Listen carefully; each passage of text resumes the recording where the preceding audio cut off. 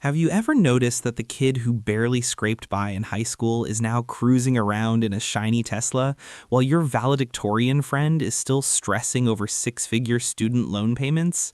Yeah, me too. And honestly, it used to drive me absolutely insane. I mean, where's the fairness in that? Shouldn't the smartest people automatically end up with the fattest bank accounts? Well, as it turns out, the universe has a pretty twisted sense of humor, and intelligence doesn't quite work the way most of us assume when it comes to building real wealth. My name is Marcus, and I spend an embarrassing amount of time obsessing over why some people get rich while others stay stuck. Today, I'm going to share something that might completely flip the way you think about success. Because here's the uncomfortable truth nobody wants to say out loud. Being smart might actually be holding you back financially. I know, it sounds crazy at first, but hang with me because the research behind this is genuinely mind-blowing. Before we dive in, do me a favor, hit that subscribe button and smash the like if you want more content about building wealth, even if you've never considered yourself the sharpest tool in the shed. Trust me, by the end of this video, you might actually feel grateful that you're not a certified genius. Let's kick things off with some data that'll make your brain hurt in the best way. Researchers in Sweden tracked nearly 60,000 men who took standardized intelligence tests when they entered mandatory military service. This wasn't some small sample or self-reported survey. These were real government wage records followed over 11 full years. Cold, hard, undeniable numbers about who earned what. At first, everything lined up exactly the way you'd expect. Higher intelligence scores correlated with higher incomes. Smart guys earned more than average guys who earned more than below average guys. The world made sense again. Order was restored. But then something strange happened right around the $55,000 a year mark. Once incomes crossed that threshold, the link between raw intelligence and earnings started to break down. And here's the part that will really blow your mind. The top 1% of earners, the ultra-wealthy, actually scored slightly lower on those intelligence tests than the people just below them. Let me say that again because it's worth repeating. The richest people in the study weren't the smartest. In fact, on average, they were a tiny bit less intelligent than their high-achieving peers. Now, before you start high-fiving yourself over your mediocre report cards, let me be clear. These ultra-high earners aren't dumb by any stretch. They're still highly capable individuals. But the study reveals something profound. Once you reach a certain level of success, raw brain power stops being the main driver. Other traits that people with average intelligence have often relied on their whole lives, begin to matter far more. And that's exactly where our story gets interesting. This brings us to the first big reason why people who aren't considered book smart often end up building wealth faster than the rest of us. They possess something psychologists have actually termed stupid grit. Yes, that's a real phrase, not just something I made up to feel better about my own questionable decisions. Caroline Miller, a positive psychology expert who studied grit extensively, describes stupid grit as the relentless pursuit of a goal at all costs, even when continuing might harm yourself or others. Think about extreme mountaineers pushing for the summit of Everest. They're exhausted, oxygen is running low, frostbite is setting in, and every rational signal in their body is screaming, "Turn around." The smart, self-preserving move would be to descend immediately, but many keep going anyway, driven by what climbers call summit fever. Sometimes it works out, sometimes it ends tragically. Miller contrasts this with authentic grit, the healthy kind, which is passionate, long-term perseverance done in a sustainable, values-aligned way. That's obviously the version we should all strive for in life. But here's the uncomfortable admission most of us hate to make. We quit far too easily, and in certain situations, a small dose of stupid grit can be the exact thing that keeps you in the game long enough to win. Let me give you a personal example from investing. When I first started putting money into the stock market, I was only able to invest tiny amounts, maybe a couple $100s here and there. Watching those numbers barely budge month after month felt utterly pointless. I questioned whether it was even worth the effort, and I came dangerously close to throwing in the towel more times than I'd like to admit. Then, one day, I actually sat down and ran the numbers properly. If you consistently invest even small amounts and give compound interest decades to work its magic, those modest contributions snowball into something truly life-changing. The early years feel excruciatingly slow, like watching paint dry, but the growth curve is exponential. The problem is that most people never stick around long enough to see the payoff. And this is where not overthinking everything becomes a weird superpower. Highly intelligent people tend to obsessively analyze their early results, decide the strategy isn't working fast enough, and jump ship to the next shiny idea. They optimize and pivot prematurely. Meanwhile, someone with a touch of stupid grit just keeps showing up and doing the same boring thing over and over again. They dollar cost average into index funds through market crashes, recessions, and every scary headline. They don't need to understand every nuance, they just refuse to stop. In real life, this looks like repeatedly applying to the same company until they finally give you an interview, or volunteering for the unglamorous, thankless tasks at work until leadership can't ignore your reliability anymore, or sticking with a side hustle for years even when the income feels insignificant. Look, authentic grit should always be the ultimate goal. We don't want to glorify recklessness or burnout, but when the stakes aren't literally life or death, like on Everest, a little bit of that stubborn, almost irrational persistence can be the difference between quitting at mile 20 of the marathon and actually crossing the finish line, while everyone else is at the starting line overanalyzing their training plan. That stubborn refusal to quit, even when logic says maybe this isn't working, often carries average folks across thresholds that paralyze the overthinkers. This brings us to the second big reason why people who aren't considered book smart often end up building wealth faster than the rest of us. They dive headfirst into opportunities without getting trapped in what I call analysis paralysis. I learned this lesson the hard way through a close friend of mine who, let's be honest, was never the book-smart type. He struggled to get good grades in high school, had a completely average college experience, and spent years bouncing between stable but uninspiring jobs that paid the bills and nothing more. Then, one day, out of the blue, he told me he was quitting his job to start a lawn care business.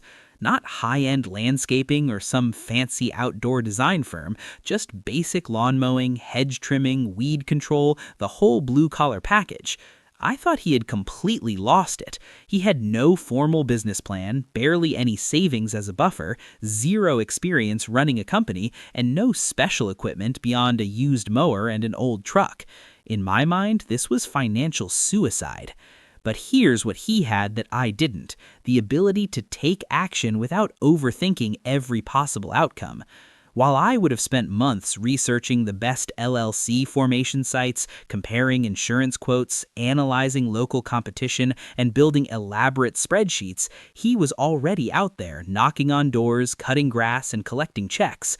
6 months later, he had more clients than he could handle alone and was hiring his first employees. His little dumb business was pulling in real money, consistent, growing money. Meanwhile, I spent nearly 2 years planning a side hustle that never actually launched. I had color-coded spreadsheets, detailed market research, competitor analysis, customer personas, and even a full 5-year financial projection. What I didn't have was a single paying customer, because I was still in the endless planning phase, waiting for everything to feel perfect before I made a move. This pattern repeats everywhere, and if you stop to really look at it, it's almost infuriating. Highly intelligent people get stuck because they want to understand every variable, mitigate every risk, and craft the optimal strategy before they commit.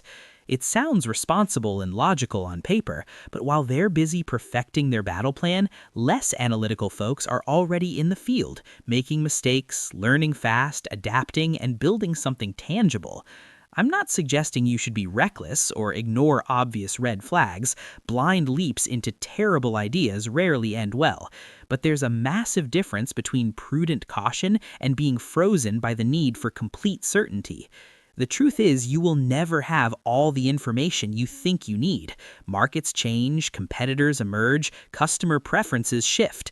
Waiting for perfect conditions is a recipe for permanent inaction. At some point, you have to take the leap, start small, gather real world feedback, and adjust as you go. The people who build wealth fastest aren't usually the ones with the most elegant plans. They're the ones who start before they feel ready and figure the rest out along the way. That willingness to act imperfectly is often what separates those who stay stuck from those who end up financially free. The third reason why people with average intelligence often outpace geniuses when it comes to building wealth might surprise you the most. They tend to lean heavily on emotional intelligence, and it turns out that EQ matters far more than most of us ever give it credit for. There's actual research that will completely rewire how you think about success. One well-known study in the world of business and leadership found that traditional IQ, raw cognitive horsepower, only accounts for about 10% of career and financial outcomes. Emotional intelligence, on the other hand, explains somewhere between 85 and 90% of what separates top performers from everyone else. Let me put that into perspective. Being book smart gives you a tiny edge, but your ability to read people, manage your own emotions, build real relationships, and stay motivated through setbacks is basically the entire game. Here's the fascinating part. People with average or below average academic intelligence often develop stronger emotional intelligence out of pure necessity. They can't fall back on being the smartest person in the room, so they learn early on how to connect, persuade, listen, and adapt socially. What does high emotional intelligence actually look like in the real world when you're trying to build wealth? It's having the self-awareness to recognize when you're in over your head and asking for help instead of faking it until you crash. It's staying calm and disciplined when the stock market is plummeting and everyone else is panic selling. It's having the internal motivation to keep investing, saving, and building even when there are no immediate rewards or external validation. It's showing genuine empathy so you truly understand what your customers, clients, colleagues, or partners actually need and want, not just what you think they should want. I used to believe networking was nothing more than superficial small talk and handing out business cards. Honestly, the idea of it made me want to hide in the corner at every event. But I quickly realized that no matter how much technical knowledge I had about finance, investing, or business strategy, none of it mattered if I couldn't communicate it in a way that made people trust and like me. Emotional intelligence is what opens doors you didn't even know existed. It's striking up a casual conversation at a coffee shop that turns into a lucrative business partnership. It's getting promoted or landing a better job because the hiring manager felt a real human connection with you during the interview. It's convincing investors to fund your idea not because your spreadsheet is flawless, but because they believe in you as a person. Highly intelligent people often struggle here because they assume their brilliance should speak for itself. They think, if I just lay out the facts logically and clearly, everyone will obviously see that I'm right. But that's not how human beings operate. We make emotional decisions first and then justify them with logic afterward. If you can't connect on an emotional level, if you can't make people feel understood, excited, or safe, your most brilliant ideas will fall on deaf ears, no matter how objectively superior they are. Average folks, forced to develop these interpersonal skills earlier and more deeply, end up with a massive advantage when it comes to sales, negotiation, leadership, team building, and every other people-dependent part of wealth creation. In short, emotional intelligence isn't just a nice-to-have soft skill.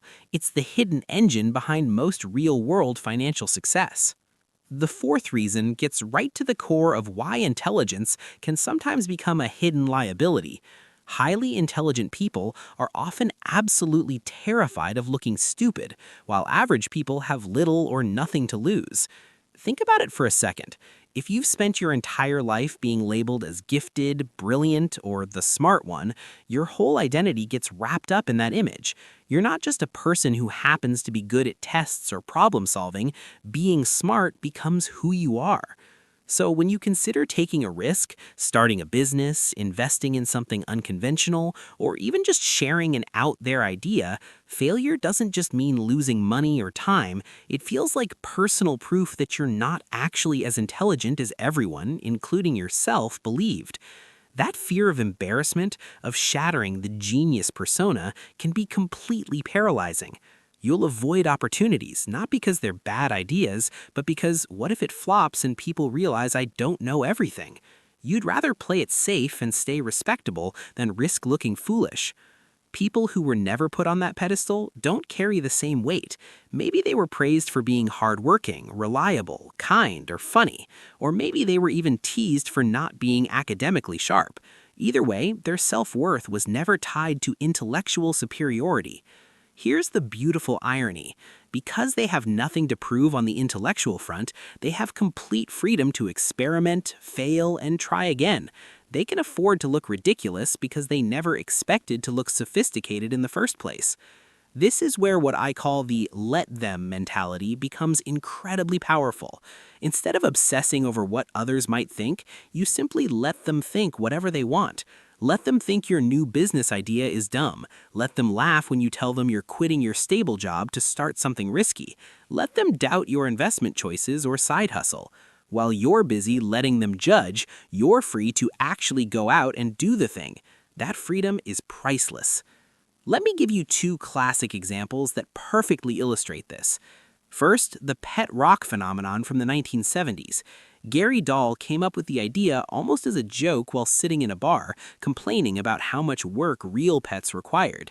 He thought it would be hilarious to sell ordinary rocks as low-maintenance pets, complete with a fancy box, breathing holes, and a full care and training manual. Any highly intelligent, image-conscious person would have been marauded to even pitch something that absurd. They'd worry about looking like a fool or damaging their reputation. But Dahl didn't care about appearing sophisticated. He leaned all the way into the ridiculousness, marketed the rocks brilliantly, and sold over 1.5 million pet rocks in just 6 months. He became a millionaire practically overnight from what most people considered the dumbest product idea ever. Then there's Steve Gadlin and his website, I Want to Draw a Cat for You. His entire business was hand-drawing custom stick figure cats based on customer requests and emailing the results for $10 each. On the surface, it sounds completely absurd. Who would pay money for poorly drawn cats from a random guy on the internet? Well, it turns out thousands would.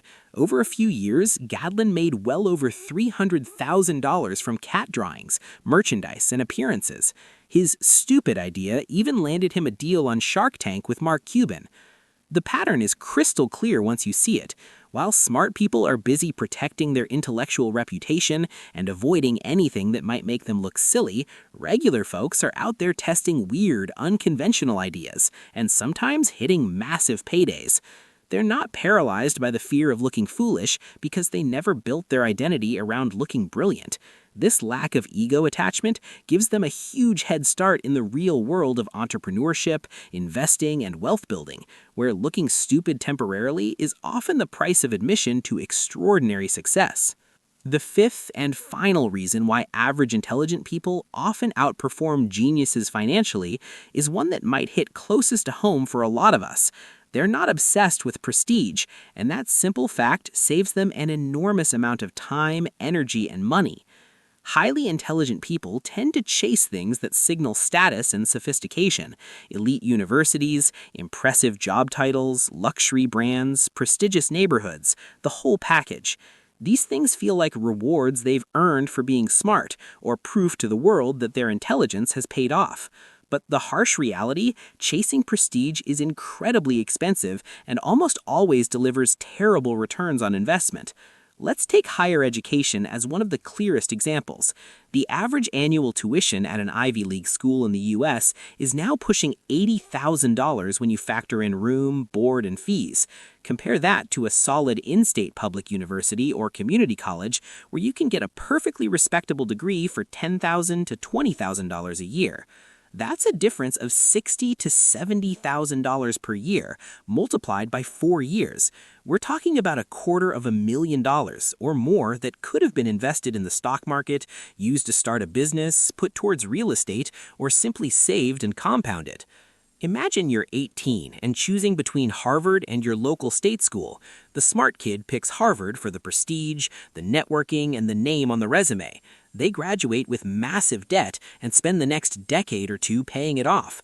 The average kid picks the state school, graduates with little or no debt, and immediately starts putting that saved money to work, investing in index funds, buying their first rental property, or bootstrapping a small business.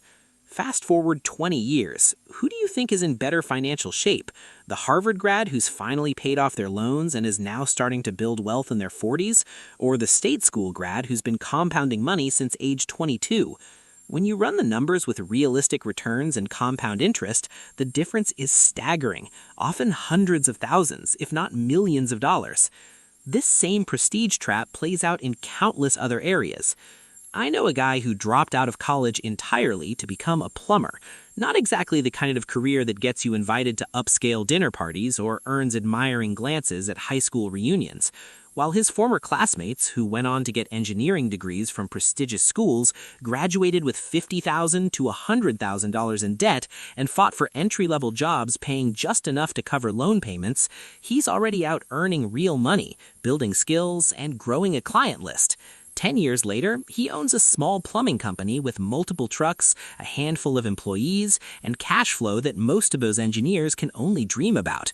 He doesn't care about impressing anyone with a fancy title. He's too busy banking checks, planning family vacations, and enjoying financial freedom.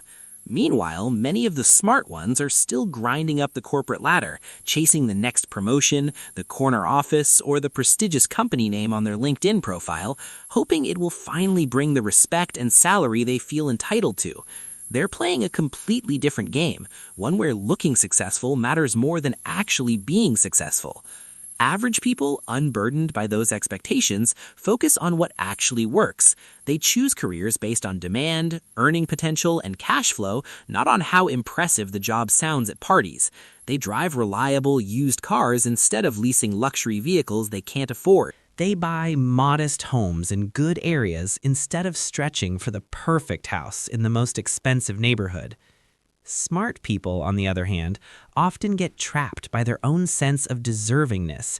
They feel they should drive a BMW because they graduated from a top school. They believe they deserve first-class travel and designer clothes because of their advanced degree. They think their intelligence entitles them to a certain lifestyle, even when their bank account says otherwise. That mindset quietly drains wealth faster than almost anything else. The traits that actually create lasting financial success, persistence, action-oriented mindset, emotional intelligence, willingness to take calculated risks, and focusing on results over appearances, aren't complicated or exclusive. Anyone can develop them. But if you've been told your whole life that you're smart, it can paradoxically make those traits harder to cultivate. You might assume your intellect alone should be enough, or you might be too afraid of looking foolish to practice and improve the skills that really matter. This is why so many of the most successful entrepreneurs and investors I've studied or met personally weren't straight A students. They had to learn people skills, grit, and risk tolerance the hard way because things didn't come easily to them academically. Once they mastered those traits, their supposed lack of raw intelligence became irrelevant. In many cases, it even turned into an advantage because they weren't weighed down by the ego, expectations, and fears that hold back many high IQ individuals. Look, I'm not saying intelligence is worthless. You obviously need a baseline level of competence to succeed in most fields. But the data and real-world evidence are crystal clear. Once you clear that basic threshold, other factors take over completely. Financial success is far more democratic than we've been led to believe. You don't need genius-level IQ, elite credentials, or the ability to impress people with your brilliance. You just need to develop the right habits and mindset, take consistent action, build real relationships, and practice reading people instead of just accumulating more knowledge. Embrace the possibility of looking stupid in the short term if it means opening the door to massive wins in the long term. Choose opportunities, careers, investments, and purchases based on real returns, not on how prestigious or sophisticated they make you appear. The universe might have a twisted sense of humor when it comes to intelligence and money, but it's also incredibly fair in one important way. Wealth building is far more about consistent habits and human skills than raw brain power. Maybe it's time to stop wishing you were smarter and start celebrating the fact that you're just average enough to get extraordinarily rich. So, there you have it, the full, uncomfortable truth that nobody really wants to admit. Being exceptionally smart can sometimes work against you when it comes to building serious wealth. While the geniuses are busy overthinking every angle, perfecting their plans, protecting their intellectual reputation, and chasing signals of prestige, regular, average folks are quietly getting rich through simple, repeatable traits: a touch of stubborn persistence, the courage to act before everything feels perfect, high emotional intelligence, zero fear of looking foolish, and a laser focus on what actually produces results, rather than what looks impressive. The most encouraging part of all this: none of these traits require a high IQ, elite education, or natural genius. They're skills and mindsets that literally anyone can develop, no matter where you started or how you performed on standardized tests. If you've spent years feeling like financial success is reserved for people smarter than you, today is the day to let that story go. Start taking imperfect action instead of waiting for the perfect plan. Build real relationships and practice reading people instead of just accumulating more knowledge. Embrace the possibility of looking stupid in the short term if it means opening the door to massive wins in the long term. Choose opportunities, careers, investments, and purchases based on real returns, not on how prestigious or sophisticated they make you appear. The universe might have a twisted sense of humor when it comes to intelligence and money, but it's also incredibly fair in one important way. Wealth building is far more about consistent habits and human skills than raw brain power. Maybe it's time to stop wishing you were smarter and start celebrating the facts that you're just average enough to get extraordinarily rich. Thanks for sticking with me through this one. If this video shifted your perspective even a little bit, do me a huge favor. Hit that like button, drop a comment below telling me which of the 5 reasons resonated with you the most, and subscribe for more no-nonsense talks about money, mindset, and building the life you actually want. I'll see you in the next one. Until then, go take some action. Imperfect, messy, maybe even a little dumb action. It might just be the smartest thing you ever do.